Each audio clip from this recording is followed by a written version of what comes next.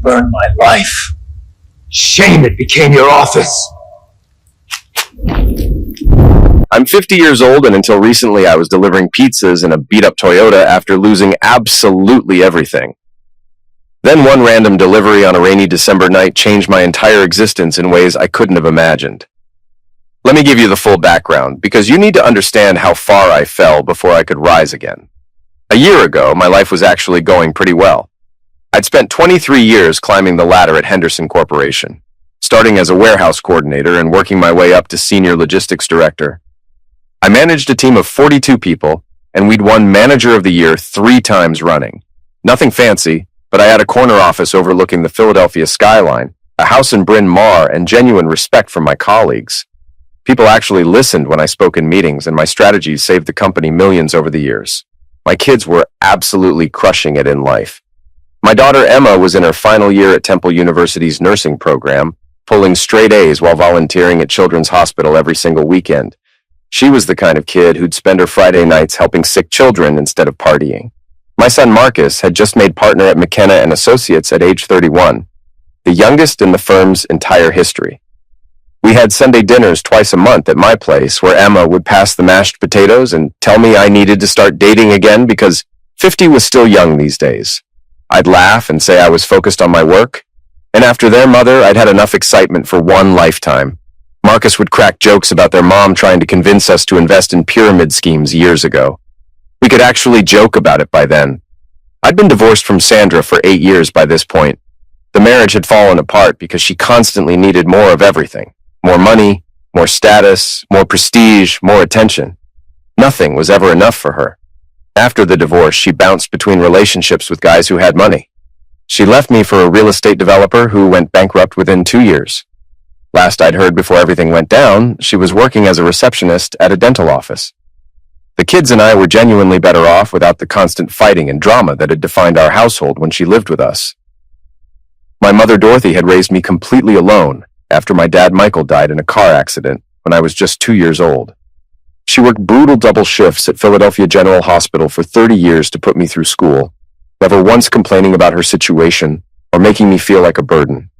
She'd always been suspicious of people with too much charm and too little conscience. She used to tell me I was too trusting, just like my father had been. She'd say that Michael saw the good in everyone, even when there wasn't any good to find. Mom died peacefully in her sleep 3 years ago, leaving me a box of my father's belongings and one final piece of advice that I wish I'd paid more attention to. The world isn't always fair, Raymond, but truth has a way of finding daylight eventually. She was right about that. Then came the annual company gala last June. Henderson Corp always went completely overboard for these events, renting out the Four Seasons ballroom, bringing in celebrity chefs, open bar with top-shelf everything, making everyone feel like royalty for one night. I was standing with my team actually enjoying myself and laughing at someone's story when my boss, Richard Henderson, approached with a woman on his arm. Richard was this larger-than-life billionaire personality who commanded every room he entered. He had that voice that made boardrooms go silent. He boomed out that he wanted me to meet his fiancée properly. When the woman turned around, my blood turned to absolute ice. It was Sandra standing there in a designer gown that probably cost more than I made in a month, covered in diamonds that caught the light, wearing that familiar predatory smile I remembered too well. Richard acted like it was completely normal and even amusing that his fiancée was my ex-wife. Small world, right? Sandra suggested we should all have dinner sometime like mature adults. The way she said it made my jaw clench.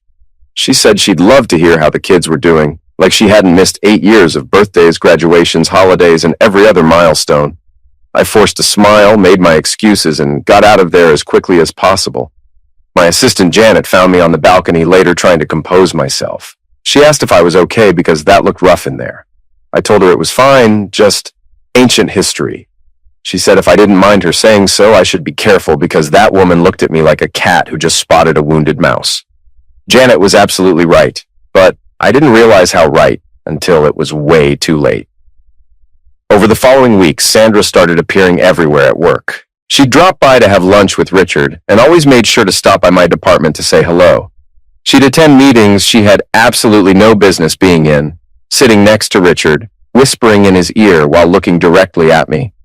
It was psychological warfare, and I knew it, but I couldn't do anything about it.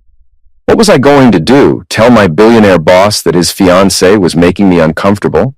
During one of our Sunday dinners about a month into this nightmare, Marcus noticed something was seriously wrong. He said I looked exhausted and asked what was going on. When I told him and Emma that Richard's fiancée was their mother, Emma literally dropped her fork onto her plate. Marcus immediately went into full lawyer mode and told me to document absolutely everything because this felt like major trouble brewing. He said I should be keeping a record of every interaction, every meeting, every time Sandra showed up. My mother Dorothy would have seen this coming from a mile away. She'd always been suspicious of people like Sandra, people with too much charm and too little conscience. She used to say I was too trusting, just like my father was. Thomas saw the good in everyone even when there wasn't any good to find. Looking back now with perfect hindsight, I should have listened to Marcus. I should have seen the trap Sandra and Richard were methodically setting for me. But I believed in the system, in hard work, in meritocracy, in the idea that doing your job well and keeping your head down was enough protection. I was completely wrong about all of it. The destruction of my entire life happened in exactly 72 hours, and it started with a phone call at 7:30 on a Monday morning in September. It was Carol Patterson from HR, and her tone made my coffee taste like ash in my mouth. She said I needed to come to Human Resources immediately, not in an hour, not after my morning meeting, but immediately. The walk to that office felt like a funeral march. I knew something terrible was about to happen, but I couldn't imagine what. Carol sat behind her desk with 2 security guards positioned at the door like I was some kind of threat. A stack of papers lay between us on the desk like an accusation waiting to happen. She told me there had been a serious allegation of theft. $2 million of inventory was missing from Warehouse 7. The digital access logs showed my override codes were used every single time items were diverted.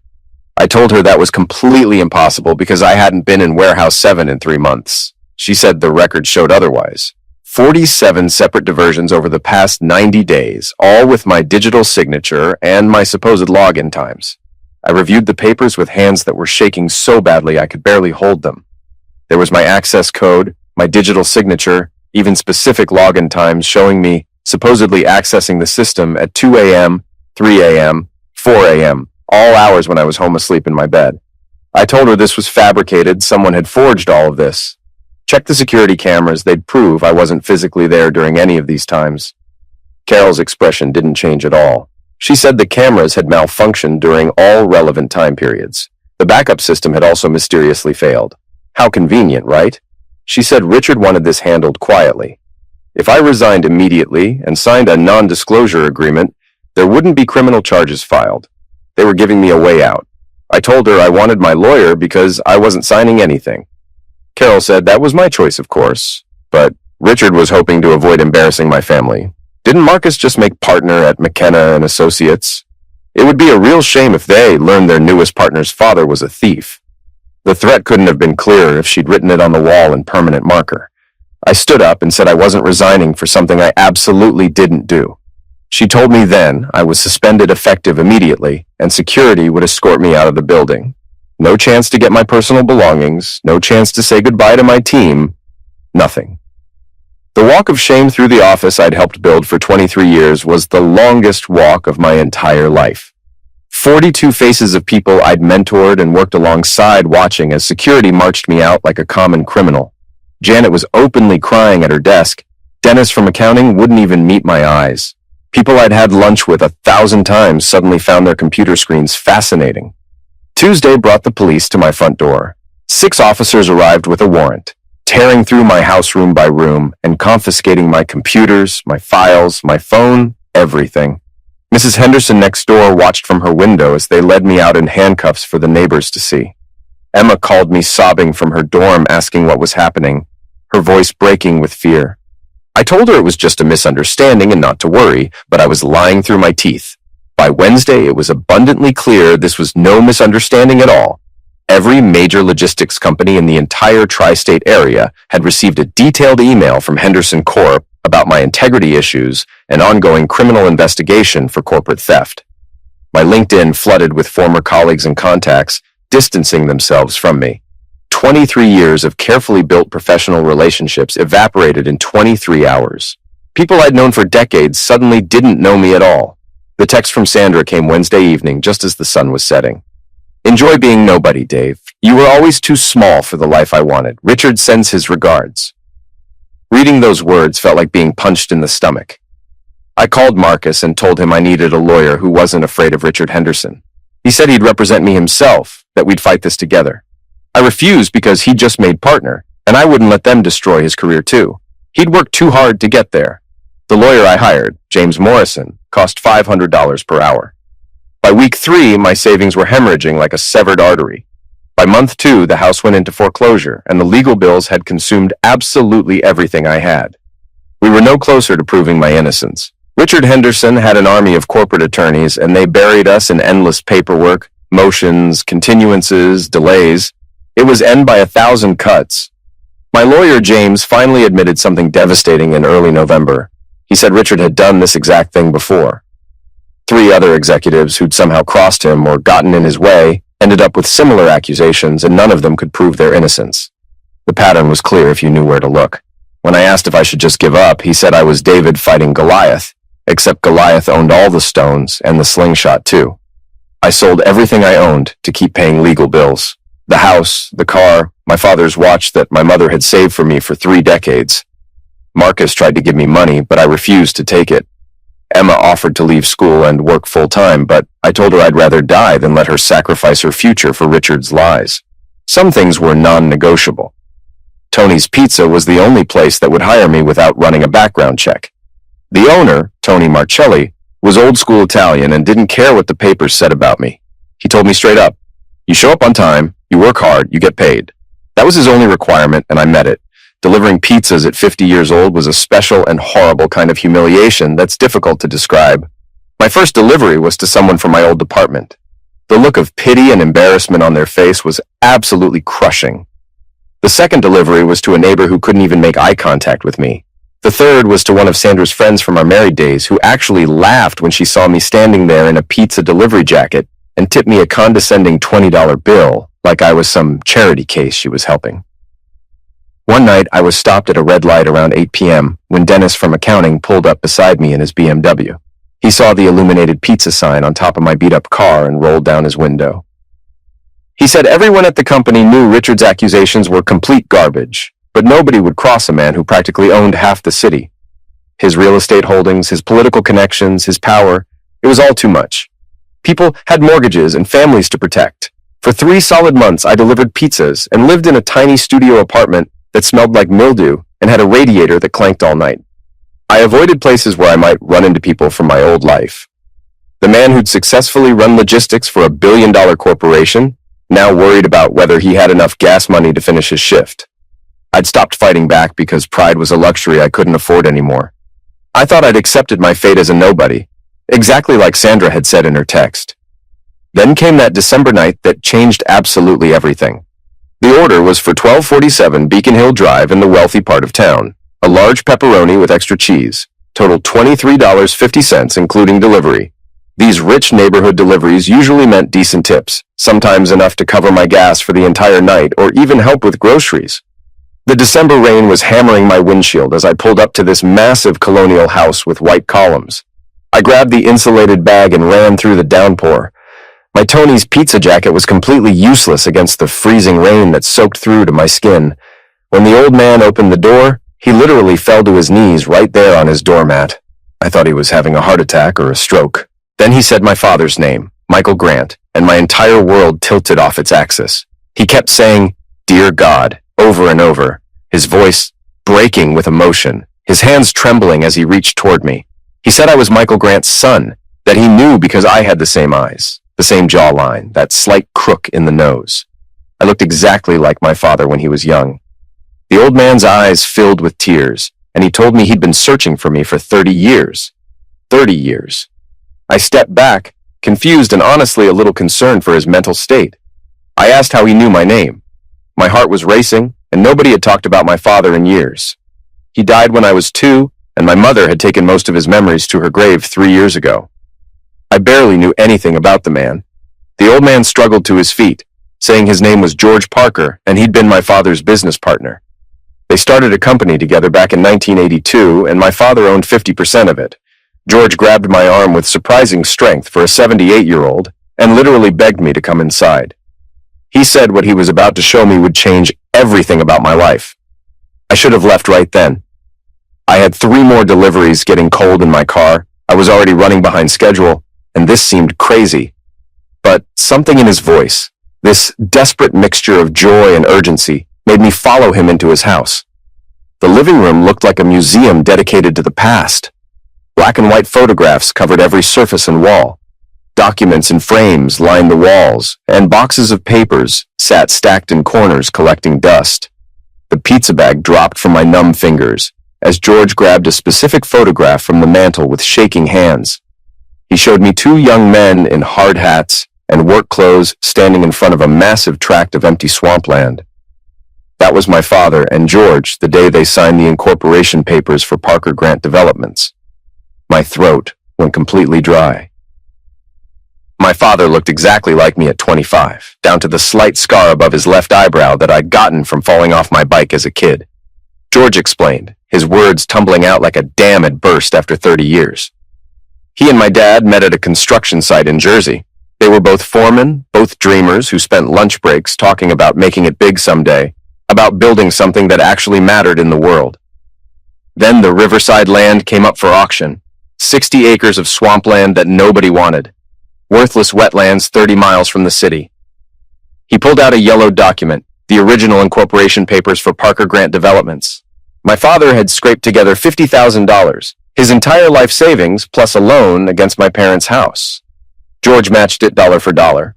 They were equal partners, 50 split on everything. Everyone they knew laughed at them. Who builds on swampland 30 miles from anywhere? My mother never mentioned any of this, I said, my voice hoarse. George nodded sadly and said that's because they failed, or thought they did. The city rejected their development permits 6 times. The environmental board said the land was protected wetlands and couldn't be developed. My father was devastated. He'd risked everything, mortgaged our family's entire future on this dream. 2 months later, he died in that car accident on Route 76, thinking he'd ruin my mother's life and mine before I was even born. George's eyes filled with tears as he continued. He went to the funeral, and my mother was 8 months pregnant with me, completely broken by grief.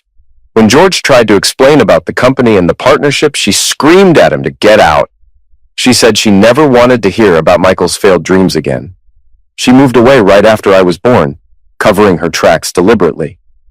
George hired private investigators, but my mother, Dorothy, was determined to disappear. He walked to a filing cabinet and pulled out folder after folder, decades of documentation. Then he told me what changed everything. 6 months after Michael died, the state announced a new technology corridor initiative. Suddenly, their worthless swampland was prime real estate. The permits were approved overnight. But George couldn't find me or my mother to tell us the good news. So I asked if he developed it alone. George shook his head firmly. He said he developed it for both of them, always.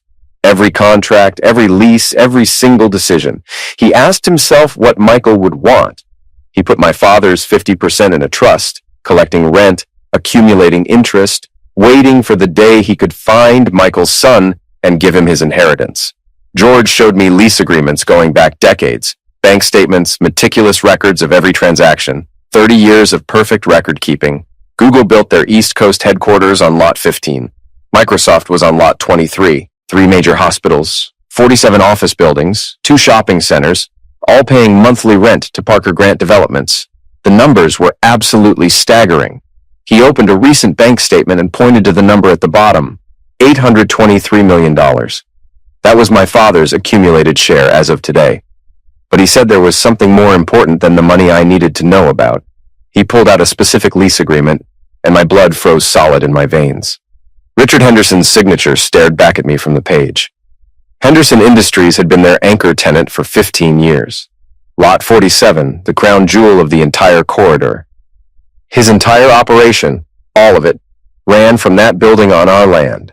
George explained that the lease came up for renewal next month. I was literally shaking as I asked if he was telling me Richard Henderson had been renting from us this whole time. George nodded and said yes, and there's more. There was a morality clause he'd insisted on in every single lease they wrote. Any tenant convicted of fraud, theft, or unethical business practices could be evicted with just 30 days' notice. My father had wanted only honest, ethical businesses operating on their land.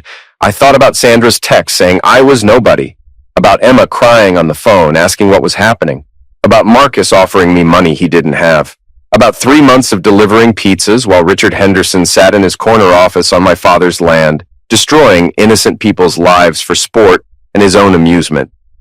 I told George I needed him to introduce me to his lawyers, the very best ones he knew. He smiled and said it was already done. Patricia Chen from Chen & Associates was expecting my call first thing in the morning. He said my father would be so proud that I'd survived what would have broken most men. I told him I hadn't survived yet, but Richard Henderson was about to learn what it feels like when the ground shifts beneath your feet. The lawyers confirmed everything within one intense week. Patricia Chen's team worked around the clock, verifying every single document, establishing my inheritance beyond any legal doubt, and most importantly, reviewing every lease agreement on Parker Grant property with a fine-tooth comb. The morality clause George had insisted on was ironclad, written in language so precise that even Richard Henderson's army of corporate lawyers couldn't dispute it. Patricia explained that I didn't just own the land under Henderson Industries. I owned the leverage to completely destroy him. His entire operation depended on that specific location. The specialized manufacturing equipment alone would cost over $50 million to relocate to a new facility, and that's if he could even find suitable space, which would take months or years. I asked how soon we could move forward with this. She said we already had. She'd filed all the paperwork establishing my ownership and sent formal notice that I'd be personally reviewing all lease renewals going forward. Richard's attorneys had been calling her office non-stop ever since the notice arrived. My phone buzzed with Sandra's number. I let it ring out. The following morning, I sat in my beat-up Honda outside Henderson Industries, holding the folder that contained Richard's entire future in my hands. The building towered 40 stories above me, all glass and steel and modern architecture built on top of my father's dream. The security guard who used to wave me through every single morning now looked right through me like I was invisible. But that was about to change in approximately 30 minutes. My phone rang again. This time I answered it. Sandra's voice was tight with barely controlled panic. She said Richard was completely freaking out about some lease issue and his lawyers were saying something about ownership changes on Lot 47. She asked if I would know anything about this situation. I told her actually yes, I did know about it. Her new landlord wanted to discuss Richard's recent business practices in detail. The meeting was in 20 minutes. She could tell Richard that the boring man she'd left, the nobody, now owned the ground his entire empire sat on. The silence on the other end was absolutely beautiful. Then came the shriek. She said that was impossible, that I delivered pizzas for a living. I said not anymore and told her I'd see her in the conference room shortly. Then I hung up while she was still talking. I walked through that lobby in my best suit, the one I'd managed to save from my old life. The receptionist looked completely confused until Patricia and her legal team swept in behind me. 6 lawyers in perfect formation, all carrying briefcases and exuding authority. We announced we were there for the emergency meeting with Richard Henderson. Conference room A, Patricia said calmly. The elevator ride to the 40th floor felt like ascending to justice itself. When we entered the conference room, Richard was already there with his entire legal team assembled. 12 lawyers arranged like a defensive wall. Sandra sat beside him and her face was pale under the fluorescent lights, her perfectly applied makeup not quite hiding her fear. I took the seat at the head of the table and thanked Richard for agreeing to meet with his landlord on such short notice. Richard's face went from confused to furious to absolutely terrified in about 3 seconds flat. Patricia slid the ownership documents across the polished conference table. She explained in a calm, professional voice that I'd inherited 50% of Parker Grant Developments from my father, and as of last week had assumed full control of lease negotiations for Lot 47, where his headquarters sat. Richard snarled that we couldn't do this, that he had a lease, that this was extortion. I calmly explained that his lease expired in exactly 30 days and contained a comprehensive morality clause. I asked Patricia to share what our investigators had found over the past week. She opened her laptop, and the evidence appeared on the conference room screen. 17 former employees had provided sworn affidavits about false accusations, planted evidence, and targeted maltreatment. We had 3 people who'd been accused of theft using the exact same method Richard had used against me. Digital signatures forged, mysteriously malfunctioning cameras, the entire playbook documented in detail. Richard said we couldn't prove anything that would stand up in court. I told him we didn't have to prove it in court. The morality clause didn't require criminal conviction, just credible evidence of unethical business practices. But I was prepared to offer him a choice between 2 options. I stood up and looked down at the man who destroyed my life for sport. Option 1, vacate the premises in 30 days and move your entire operation elsewhere. Good luck finding 40 floors of specialized space with your exact infrastructure needs. His real estate team would tell him it was impossible in that time frame. His voice cracked as he asked what option 2 was. I told him he could publicly clear my name, pay me $30 million in damages for what he'd done, and sign a new lease at triple the current rate. Oh, and one more small thing. He had to divorce Sandra immediately. Richard slammed his fist on the table hard enough to make the water glasses jump. He said I couldn't force him to divorce her. I explained that no, I couldn't legally force him, but I could make staying married to her extremely expensive. Every month they remained married, his rent would double. Month 1, $6 million. Month 2, $12 million. Month 3, $24 million. Month 4, $48 million. How long before his board of directors decided she wasn't worth the cost? Sandra was standing now, backing toward the door in her designer heels, clicking on the marble floor. She said we could work this out, that she never meant for things to go this far. I didn't even look in her direction. I told Richard he had exactly 24 hours to decide which option he wanted. After that deadline passed, I'd start the formal eviction process and go public with everything we documented. His lead attorney leaned over and whispered urgently in his ear. The color drained from Richard's face as he fully realized his billion-dollar empire stood on land I now controlled completely. Patricia added that I was actually being quite generous given the circumstances. We could evict him today based solely on what we documented, but I was giving him options and time to make a decision. As I turned to leave the conference room, I stopped at the door and told Richard to thank Sandra for that text about me being nobody. It had been extremely motivating during the difficult months. Richard chose to fight the eviction. He lost spectacularly in every possible way. Within 48 hours of our meeting, his board of directors called an emergency session. Patricia had made sure they received copies of every sworn affidavit, every piece of evidence, every documented case of Richard's systematic destruction of innocent employees over many years. The pattern was undeniable. The Philadelphia Inquirer got an anonymous tip about the whole story, and suddenly Richard Henderson wasn't the brilliant CEO anymore. He was the billionaire who destroyed working families for sport and entertainment. The corporate statement they released read that Richard had decided to pursue other opportunities, but everyone in the entire city knew the real truth. The board had given him 2 simple options: resign quietly or be fired publicly. He chose to slink away with whatever dignity he had left, which wasn't much. The divorce papers were filed within a week. Turns out, when you marry someone specifically for their money and power, and the money suddenly disappears, so does the marriage. Sandra sent dozens of texts, each more desperate than the last, begging me to talk to her, to give her another chance. She even showed up at Tony's Pizza one night while I was working. I still delivered pizzas on Friday nights, even though I absolutely didn't need the money anymore. Tony had given me dignity and a job when the rest of the world had written me off completely, and that loyalty meant more to me than any corporate title ever could. Some debts can't be repaid with money. Sandra stood in the rain outside the restaurant, looking nothing like the confident woman who destroyed me 6 months earlier. She begged for just 5 minutes of my time. I walked past her to my car and told her that her order would be ready in 15 minutes if she wanted to wait inside. She said she was sorry and asked if that was what I wanted to hear. I stopped and turned around. I told her no. She wasn't sorry for what she actually did to me. She was sorry she got caught. She was sorry the money was gone. She was sorry she'd backed the wrong person. Her pizza would be $23, 50 cents total. She threw the money at me and left crying. That was the last time I ever saw Sandra. The 17 former employees Richard had systematically destroyed over the years each received $2 million from the settlement fund we established. Dennis, from accounting, who'd been forced out 3 years earlier on completely false charges, cried when he got the call. He told me I hadn't just saved myself, I'd saved all of them and their families. George Parker became the grandfather I'd never had. We spent countless evenings going through my father's old papers, learning about the man I'd never known.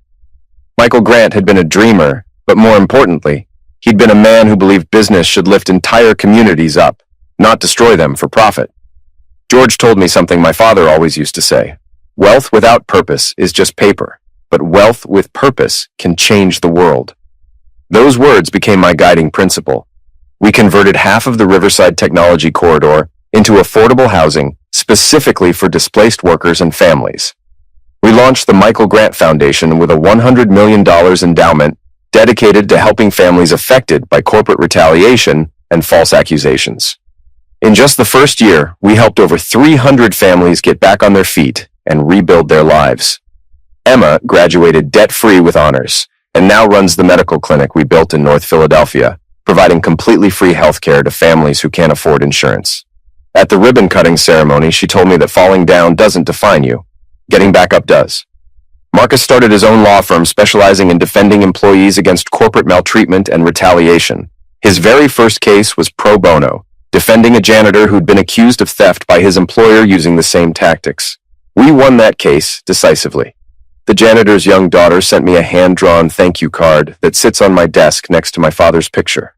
My granddaughter Sophie, Marcus's newborn daughter, will grow up in a world where our family name means something important and positive. Not because of money or power, but because when we got power, we made the deliberate choice to use it to protect people who didn't have any. Standing in my father's old office one evening, which is now mine, George placed his hand on my shoulder. He said Michael would be so incredibly proud that I didn't just reclaim wealth. I reclaimed my father's original dream of using success to lift other people up. I looked at the framed photo of my father on the wall.